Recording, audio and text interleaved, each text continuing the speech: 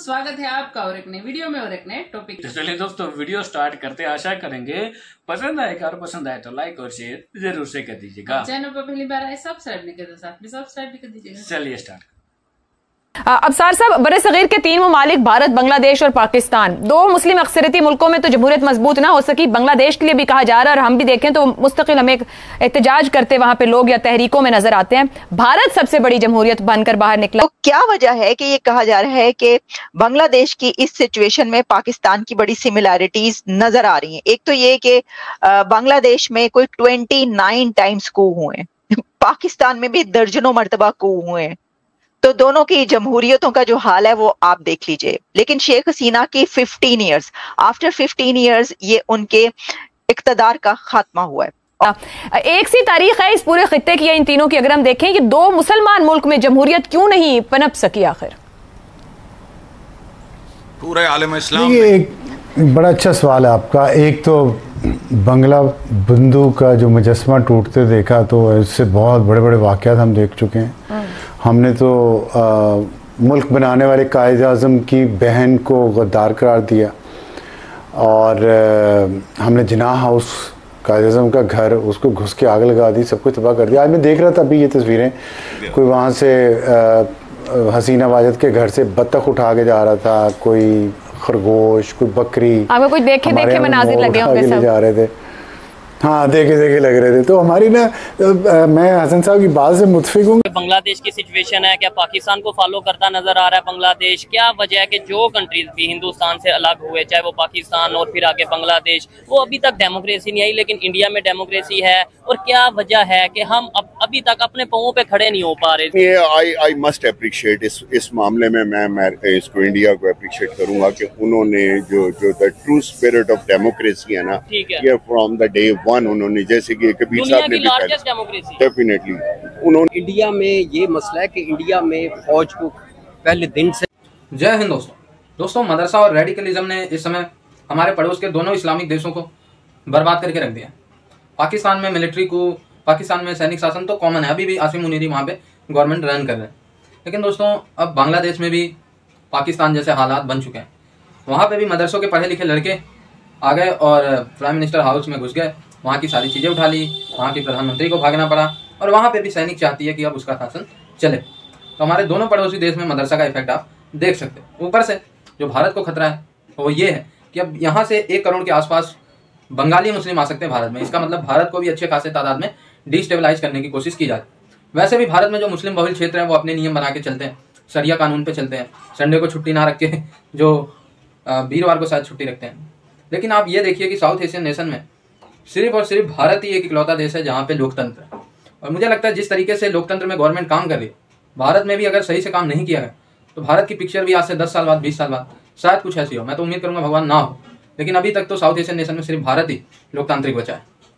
अबसार साहब, बड़े सगीर के 3 ममालिक भारत, बांग्लादेश और पाकिस्तान, 2 मुस्लिम अक्सरियती मुल्कों में तो जमहूरियत मजबूत ना हो सकी। बांग्लादेश के लिए भी कहा जा रहा है और हम भी देखें तो मुस्तकिल हमें एहतजाज करते वहां पे लोग या तहरीकों में नजर आते हैं। भारत सबसे बड़ी जमहूरियत बनकर बाहर निकला। एक सी तारीख है इस पूरे खित्ते की, इन तीनों की अगर हम देखें कि 2 मुसलमान मुल्क में जमहूरियत क्यों नहीं पनप सकी आखिर? पूरे आलम इस्लाम ये एक बड़ा अच्छा सवाल है आपका। एक तो बंगला बंधु का जो मुजस्मा टूटते देखा तो इससे बहुत बड़े बड़े वाक़यात हम देख चुके हैं। हमने तो मुल्क बनाने वाले कायद आज़म की बहन को गद्दार करार दिया और हमने जिनाह हाउस कायद आज़म का घर उसको घुस के आग लगा दी, सब कुछ तबाह कर दिया। आज मैं देख रहा था अभी ये तस्वीरें, कोई वहाँ से हसीना वाजिद के घर से बत्तख उठा के जा रहा था, कोई खरगोश, कोई बकरी, हमें कुछ देखे मनाजिर लगे होंगे सब जा रहे थे। हाँ, देखे लग रहे थे। तो हमारी ना मैं हसन साहब की बात से मुतफिक हूँ। के ऊपर क्या कहना चाहेंगे? जो बांग्लादेश की सिचुएशन है, क्या पाकिस्तान को फॉलो करता नजर आ रहा है बांग्लादेश? क्या वजह है कि जो कंट्रीज भी हिंदुस्तान से अलग हुए, चाहे वो पाकिस्तान और फिर आगे बांग्लादेश, वो अभी तक डेमोक्रेसी नहीं आई, लेकिन इंडिया में डेमोक्रेसी है? और क्या वजह है कि हम अभी तक अपने पांवों पे खड़े नहीं हो पा रहे? 77 साल हमें हो गए, बांग्लादेश को भी ऑलमोस्ट 40+, मतलब 1971 में बना और ऑलमोस्ट 50+ ईयर हो गए। मैं समझता हूँ कि हमारे मुल्क में जो हमारे साथ हुआ है ना, हम जब एग्जांपल्स देते हैं तो हम यूरोप और दूसरे मुल्कों की एग्जांपल्स देते इंडिया हैं। की दे दें। मैं वैसे बात कर रहा हूँ, एक जनरल बात कर रहा हूँ। उनकी हिस्ट्री है बहुत सैकड़ों साल पुरानी। ठीक है। वो लोग भी इसी तरह थे। वहाँ पे भी जो है बादशाहत की, वहाँ पे भी बादशाह कहता था कि जी इसका सर कलम कर दो, इसकी कर दो, ये कर उतार दो। वहाँ पे वो बहुत सारे। अब वहाँ सिचुएशन ये है कि वहाँ बिल्ली को भी नहीं मार सकते, जानवर को भी नहीं आप नुकसान पहुंचा सकते। ठीक है। तो ये बहुत सालों सदियों की मेहनत कह लें उनकी, या एक प्रोसेस के थ्रू गुजरते हुए वो मुल्क इस स्टेज पे पहुंचे हैं कि वो दावा कर सकते हैं कि यहाँ हमारे ट्रू डेमोक्रेसी है। हमारी उम्र सिर्फ है 70-75 साल, 80-75-76 साल। हमारे यहाँ जो मैं समझता हूँ, मेरी जाती राय है कि हमारे साथ जो हुआ है वो ये है कि यहाँ स्केर्सिटी ऑफ लीडरशिप रही है। यहाँ हमें कभी भी ट्रू लीडरशिप नहीं मिल सकी। गोरा गया, हमें आजादी देके, सो कॉल्ड आजादी, जो कि आजादी नहीं थी। उसके बाद हम वो काले अंग्रेजों के गुलाम बन गए, फ्यूडल लॉर्ड्स के हम गुलाम बन गए।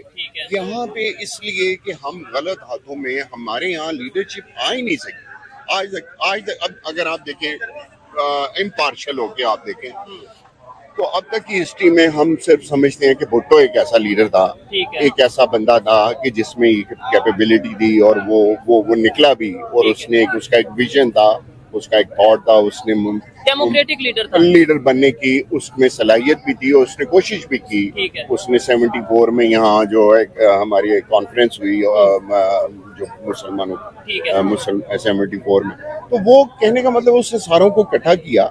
हमारे पे असर जो दूसरे फॉरेन एलिमेंट्स हैं, अब हम बात छुपी नहीं रह गई, जो अमेरिका कह लें या जो नहीं CIA तो चलो उनकी एक एजेंसी है ना, उसको हम जब सिर्फ बात करेंगे तो वो अमेरिका है, यूरोपियन यूनियन की।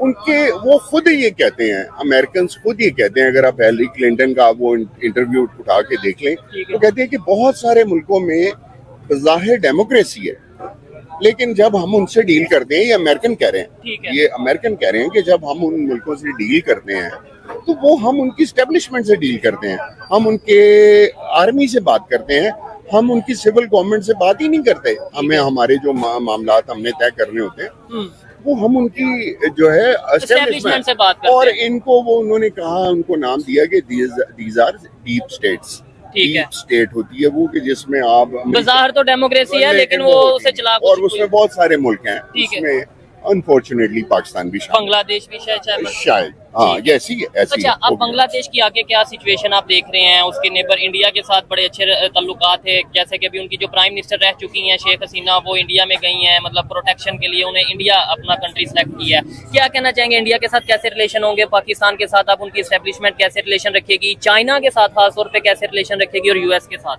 बात ये, जहाँ तक बांग्लादेश की बात है ना, वो उनका एक ऐसा मैटर है कि वो लोग उनको कहते हैं लैंड ऑफ इंटेलेक्चुअल्स। अच्छा, जी, Bangladesh it's a land of intellectuals, it is called, they are called. तो वो लोग बहुत आगे की सोचते हैं, वो लोग उनके वो वहाँ पे आप किसी को सप्रेस नहीं कर सकते, किसी को आप अपनी ज़बान में दबा नहीं सकते। वो निकलते हैं, अपने हक के लिए निकलते हैं और वो निकले हैं, उनको पता है, अपने राइट्स का पता है। और जहाँ तक ये जो दो मुल्कों की आपस में दोस्ती होती है, वो ऐसे दोस्ती नहीं होती जैसे मेरी आपकी है या मेरे और रेहान साहब की दोस्ती है। हम दोस्त हैं, इनके अपने अपने मुफादात होते हैं। दोस्तों, हो ना हो, बांग्लादेश की सूरत हाल भारत में भी रिपीट हो सकती है। कुछ लोग कहेंगे यार आप तो रेडिकल बातें कर रहे हो। नहीं भाई, ये जो मदरसा-इज़्म है ना, ये रेडिकल ही होते हैं। मैं सभी मुस्लिम को नहीं कह रहा हूँ। मदरसे वाले मुस्लिम जो इंग्लैंड में दंगे कर रहे हैं, जो फ्रांस में दंगे कर रहे हैं, जो पाकिस्तान में दंगे कर रहे हैं, जो बांग्लादेश में दंगे कर रहे हैं, कल को वो भारत में भी दंगे करेंगे और हिंदुओं की मंदिरों को गिराएंगे, हिंदुओं को मारेंगे। मैं सभी मुस्लिम भाई को नहीं कह रहा, मदरसे वालों को कह रहा हूँ। जब वो हिंदुओं को मारेंगे तो बहुसंख्यक हिंदू रोड पे आएगा, और रोड पे जब आएगा बहुसंख्यक हिंदू तो सूरत हाल बांग्लादेश जैसी बनेगी। और फिर क्या होगा भारत में, अगर ऐसा हो गया तो फिर अनइमेजिनेबल कंडीशन होगी। मैं तो उम्मीद करता हूँ कि भारत में ऐसा ना हो। लोकतंत्र में दोस्तों बहुसंख्यकों की ऐसी तैसी कर दी जाती है, क्योंकि बहुसंख्यक जाएंगे कहाँ? सारे लोग चाहते हैं कि मुस्लिम वोट बैंक हमारा बन जाए, इसके बाद हिंदुओं को तो हम जाति के नाम पे बांट के वोट ले लेंगे। अब जैसे यूपी में देख लीजिए, सपा यानी अखिलेश कुमार की पार्टी जो है, अखिलेश कुमार यादव, वो मुस्लिमों को खुश कर लेंगे, इसके बाद वो कहेंगे यार यादव तो हमारे अपने ही है, लो हम जीत गए। अब मायावती, वो कहेंगे यार मुस्लिमों को खुश करो, और फिर दलित तो हमारे ही हैं। दलित भाई फिर वो जीत गए। इसी तरीके से राहुल गांधी कहेंगे यार 30 करोड़ मुस्लिम भारत में, उनका वोट हमें मिल जाए, इसके बाद जो प्रोपागेंडा करके थोड़ा मिला लेंगे और जीत जाएंगे। तो बहुसंख्यकों की यहाँ पे अच्छे से बजाई जा रही है। मैं सिंपल भाषा का यूज करूँ, बहुसंख्यक भारत में सबसे बड़े तादाद में और उनकी कोई वैल्यू नहीं है। हिंदुओं की वैल्यू तो एकदम 10 बराबर है भारत में भाई। और बांग्लादेश और पाकिस्तान में आप देखिए हिंदू ऐसी की तैसी, हम बहुसंख्यक हैं, हम मुस्लिम है तो हमारा ही राज होगा। और यही हर देश में होना चाहिए भाई। ये नहीं कि यार हिंदू बहुसंख्यक है तो उनको मारो, मुस्लिम और सबको आगे करो, ये गलत है यार। सबके साथ इक्वालिटी। थैंक यू दोस्तों, वीडियो को यहाँ तक देखने के वीडियो दोस्तों यहाँ पे समाप्त करेंगे, आपसे विदाई लेंगे, मिलेंगे और अपनी वीडियो में आपके साथ। टिल देन जय हिंद, जय भारत।